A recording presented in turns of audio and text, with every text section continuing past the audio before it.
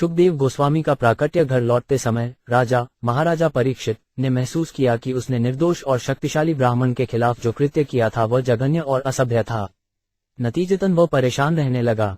जब राजा इस प्रकार पश्चाताप कर रहा था तो उसे अपनी आसन मृत्यु का समाचार मिला, जो ऋषि के पुत्र द्वारा दिए गए श्राप के कारण सर्प पक्षी के काटने के कारण होगा। राजा ने इसके लिए इसे अच्छी खबर के रूप में स्वीकार किया, सांसारिक वस्तुओं के प्रति उसकी उदासीनता का कारण होगा। महाराज परीक्षित कृष्ण भावनामृत में अपने मन को एकाग्र करने के लिए गंगा के तट पर दृढ़ता से बैठ गए। आत्म साक्षात्कार के अन्य सभी अभ्यासों को अस्वीकार कर दिया, क्योंकि कृष्ण के लिए पालौकिक प्रेमपूर्ण सेवा सबसे बड़ी उपलब्धि है, जो अन्य सभी विधियों का स्थान लेती है। इसलिए उन्होंने खुद को सभी प्रकार के बंधनों और आसक्तियों से मुक्त करते हुए एक ऋषि की प्रतिज्ञा को स्वीकार कर लिया।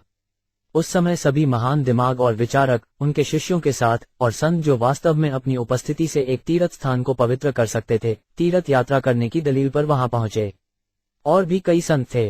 ऋषियों के विभिन्न राजवंशों से देवताओं, राजाओं और विशेष शाही आदेशों को अरुणोदय, राजर्षियों का एक विशेष पद कहा जाता है।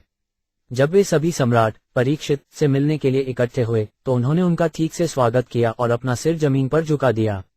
सभी ऋषियों और अन्य लोगों के आराम से बैठने के बाद राजा ने विनम्रतापूर्वक उनके सामने हाथ जोड़कर खड़े होकर उन्हें मृत्यु पर्यंत उपवास करने के अपने निर्णय के बारे में बताया।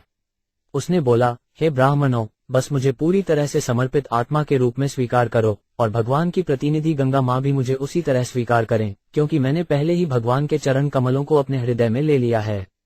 सर्प पक्षी या जो भी जादुई चीज ब्राह्मण ने बनाई है, मुझे एक बार में डस लें। मैं केवल इच्छा है कि आप सभी भगवान विष्णु के कार्यों का गान करते रहें। वहां एकत्रित सभी महान संतों ने महाराज परीक्षित के निर्णय की प्रशंसा की और उन्होंने बहुत अच्छा कहकर अपना अनुमोदन व्यक्त किया। राजा ने कहा, हे महान मुनियों, आप सभी ब्रह्मांड के सभी हिस्सों से आकर यहाँ बहुत कृपा करके इकट्ठे हुए हैं। आप सभी सर्वोच्च ज्ञान के रूप में अच्छे हैं, जो तीनों लोकों सत्यलोक के ऊपर ग्रह में निवास करते हैं। नतीजतन आप स्वाभाविक रूप से दूसरों का भला करने के लिए इच्छुक हैं और इसके लिए आपको इस जीवन में या अगले जीवन में कोई दिलचस्पी नहीं है। हे विश्वस्त ब्राह्मणों, अब मैं आपसे अपने तत्काल कर्तव्य के बारे में पूछता हूँ।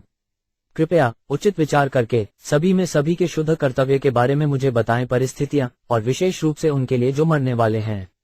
उसी क्षण व्यासदेव का शक्तिशाली पुत्र प्रकट हुआ, जो निस्वार्थ और स्वयं से संतुष्ट होकर पृथ्वी पर विचरता रहा।